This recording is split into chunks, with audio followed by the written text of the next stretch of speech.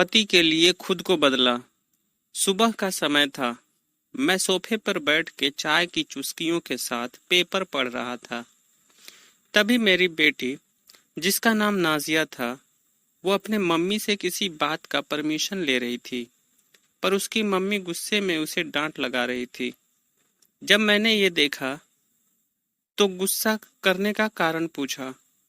Wife ने जवाब दिया, खुद इससे पूछो, ये क्या बोल रही है। कल रात से इसने एक ही बात का जिद लगा रखा है और खाना भी नहीं खा रही है। मैंने कहा, तुम चुप रहो। फिर मैंने नाजिया से पूछा, बेटा क्या बात है, बताओ। उसने कहा, पापा, बात बस इतनी सी है कि मैं अपने सारे बाल कटवाना चाहती हूँ। अगर आप लोग ऐसा करने से मुझे रोकते हैं तो मैं घर छोड़कर चली जाऊंगी। मैं आपको अपने फैमिली के बारे में बताऊं तो मैं, मेरी वाइफ और एक बेटी जिसका नाम नाजिया है।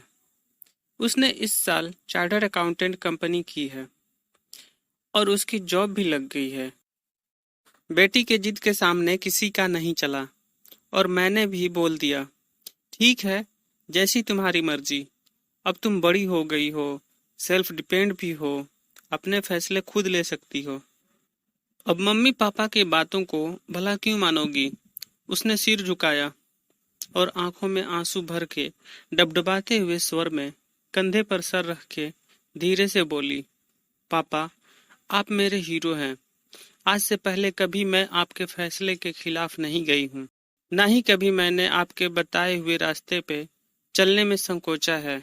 आप प्लीज मुझे इमोशनल ब्लैकमेल ना कीजिए। आप जो कहेंगे मैं करूँगी। मैं इस बात पे सोचने को मजबूर हो गया। मेरी आंखें भी नम हो गई थीं। फिर मैंने नाजिया को बैठने को बोला और पूरी बात क्या है जानने की कोशिश की। उसने मुझे बताया, मैं एक लड़के से कॉलेज टाइम से ही प्यार करती हूँ और मैं उसे शादी करना चाहती हूँ।